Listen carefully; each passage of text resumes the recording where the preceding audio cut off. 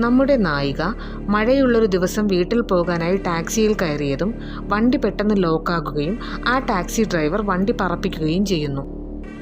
എന്നാൽ മുഖത്തെ പേടി മാറ്റാനായി അവൾ ഫോൺ എടുത്തതും ടാക്സി കില്ലറുടെ വാർത്ത അവളുടെ ശ്രദ്ധയിൽപ്പെടും. വായിച്ചു തുടങ്ങുമ്പോൾ തന്നെ അവളുടെ ഫോൺ ഓഫാകും. കപ്പട മീശക്കാരനായ ആ ഡ്രൈവർ അവളെ തുറച്ചു നോക്കുക കൂടി ചെയ്തപ്പോൾ ഇത് തന്നെയാണ് ആ കാലമാടനെന്ന് ഉറപ്പിച്ച് വണ്ടിയിൽ നിന്നെടുത്ത് ചാടാൻ ശ്രമിച്ചതും ആ ലോക്ക് ഒടിഞ്ഞ് അവളുടെ കയ്യിൽ വന്നു.